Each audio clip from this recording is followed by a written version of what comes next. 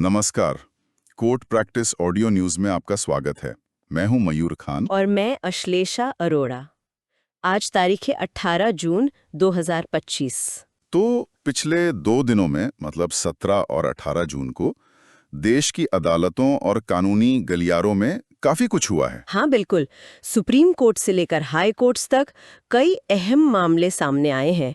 इनके असर आप कह सकते काफी दूर तक जा सकते हैं। सही। चलिए इन पर थोड़ा और गहराई से नजर डालते हैं। जरूर। शुरुआत सुप्रीम कोर्ट से ही करते हैं। तमिलनाडु के एक सीनियर पुलिस अफसर हैं एडीजीपी जयराम। उनके निलंबन का मामला कुछ ज्यादा ही तूल पकड़ गया लगता है। हाँ बिल्कुल, सुप्रीम कोर्ट ने उनकी गिरफ्तारी के जो हाई कोर्ट के आदेश थे उस पर बहुत सख्त टिप्पणी की है। अच्छा, क्या कहा कोर्ट ने? कोर्ट ने हाई कोर्ट के आदेश को चौंकाने वाला कहा और हतोत्साहित करने वाला भी। ओह। देखिए, ये सिर्फ एक अधिकारी के निलंबन का मामला नहीं है।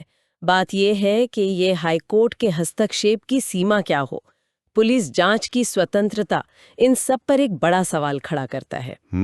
सुप्रीम कोर्ट की टिप्पणी एक तरह से इसी बात पर जोर देती है कि भाई असाधारण परिस्थितियों में ही हाई कोर्ट को ऐसे दखल देना चाहिए, खासकर जब मामला अभी जांच के ही लेवल पर हो। समझ गया। मतलब एक तरह से ये शक्तियों के संतुलन और सही प्रक्रिया का सवाल है। बिल्कुल। अच्छा, इसी तरह ठाणे में जो अवैध निर्माण का मामला था उस पर भी सुप्रीम कोर्ट ने कड़ा रुख अपनाया। जी हाँ, बॉम्बे हाई कोर्ट ने कहा था कि 17 अवैध इमारतें गिराई जाएं।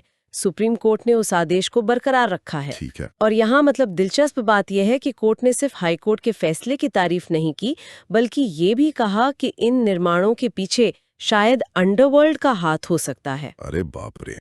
खासकर तब जब उसमें संगठित अपराध के तार जोड़ने का शक हो। सही कहा। लेकिन ठाणे में ही एक और मामला था दरगाह गिराने का।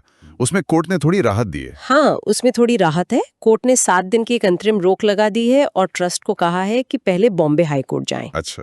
तो ये दिखाता है कि कोर्ट हर मामले को उसके अपने तथ्यों और जो भी कानूनी रास्ते उपलब्ध हैं उनके आधार पर देखता है। एक और बहुत ही मार्मिक मामला सुप्रीम कोर्ट पहुंचा। एक 16 साल की लड़की का है। हाँ। वो अपनी शादी, जो शायद बाल विवाह था, उसे खत्म करवाना चाहती है।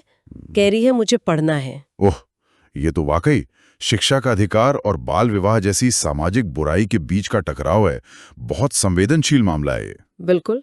चलिए अब जरा हाई कोर्ट्स की तरफ देखते हैं। कलकत्ता हाई कोर्ट ने पश्चिम बंगाल की जो नई ओबीसी सूची थी उस पर रोक लगा दी है। जी, ये एक बड़ा घटनाक्रम है। हाईकोर्ट ने पहली नजर में मतलब प्रथम दृष्टया राज्य सरकार की प्रक्रिया पर ही सवाल उठाए हैं और लिस्ट के अमल पर रोक लगा दी है। अच्छा। तो इसके पीछे ठोस कारण क्या है? वो तो देखिए विस्तृत आदेश जब आएगा तभी पता चलेगा। लेकिन हाँ, ये तय है कि इसका राज्य की आरक्षण नीति पर फौरन असर पड़ेगा। ठीक है। और यहाँ ये साफ कर दें कि हम सिर्फ तथ्यों को रख रहे हैं, इसके राजनीतिक पहलू पर कोई टिप्पणी नहीं। बिल्कुल बिल्कुल, निष्पक्षता जरूरी है। अच्छा, छत्तीसगढ़ हाईकोर्ट से भी 2 महत्वपूर्ण बातें सामने आई हैं। एक मानव तस्करी पर और दूसरी मृत्युदंड पर। हाँ, मानव तस्करी वाले मामले में कोर्ट ने साफ कहा कि आईपीसी की धारा 370 लगाने के लिए सिर्फ शक काफी नहीं है, शोषण के ठोस सबूत चाहिए। अच्छा, सबूत नहीं थे तो बरी कर दिया? जी, सबूतों के अभाव में 3 लोगों को बरी किया गया। ये एक तरह से बेगुनाह जब तक दोषी साबित न हो वाले सिद्धांत को मजबूती देता है। सही बात है।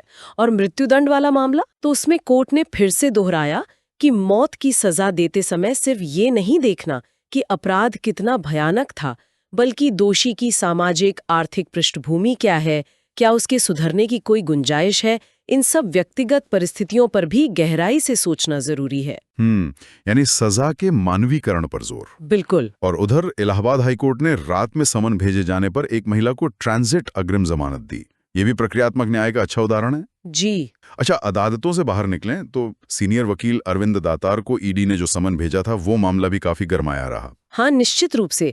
दिल्ली और मद्रास दोनों बार एसोसिएशन ने इस पर कड़ी आपत्ति जताई। कहा कि ये अटॉर्नी क्लाइंट प्रिविलेज यानी वकील और मुवक्किल के बीच की गोपनीयता के अधिकार पर हमला है। ये तो बहुत बुनियादी अधिकार है कानूनी प्रक्रिया में। हाँ, ये विशेषाधिकार तो न्याय प्रणाली का आधार है। खैर, ईडी ने बाद में वो समन वापस ले लिया। अच्छा, वापस ले लिया। जी, लेकिन इस पूरे मामले ने कानूनी पेशे की आजादी और जांच एजेंसियों के अधिकारों के बीच जो एक महीन रेखा है उस पर एक जरूरी बहस जरूर छिड़ दी है। सही कहा। उधर बाजार नियामक सेबी ने भी कुछ सख्ती दिखाई है। हाँ, सेबी ने स्टॉक मार्केट में हेरफेर के आरोपों में आईआईएफएल सिक्योरिटीज के पूर्व निदेशक संजीव भसीन समेत 12 लोगों पर प्रतिबंध लगा दिया है। ओह, कितना मुनाफा कमाने का आरोप है। भसीन पर करीब 11.37 करोड़ के अवैध मुनाफे का आरोप है। तो ये दिखाता है कि रेगुलेटर निवेशकों के हितों की रक्षा और बाजार को साफ सुथरा रखने के लिए काफी सक्रिय है। जरूरी भी है। और अंत में नालसा की एक पहल की बात थी। जी हाँ, बहुत सराहनीय पहल है।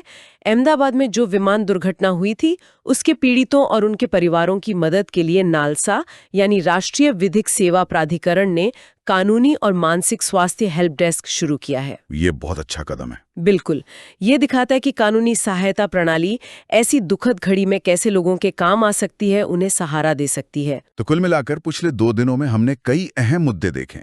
न्यायिक समीक्षा की बारीकियां, अवैध निर्माणों पर सख्ती, आरक्षण नीतियों पर कानूनी सवाल, प्रक्रियात्मक न्याय का महत्व और वकील मुवक्किल संबंधों की पवित्रता जैसे मुद्दे। जी। और ये सब देखकर एक सवाल मन में आता है, जैसे जैसे टेक्नोलॉजी, एआई वगैरह कानूनी दुनिया में आ रहे हैं, क्या ये न्याय तक पहुंच को आसान बनाएंगे या फिर ये जो अटॉर्नी क्लाइंट प्रिविलेज जैसे सिद्धांत हैं, उनके लिए नई चुनौतियां खड़ी करेंगे? ये वाकई एक जरूरी सवाल है, सोचने वाली बात है। चलिए, आज की चर्चा में इतना ही। सुनते रहिए कोर्ट प्रैक्टिस न्यूज। नमस्कार।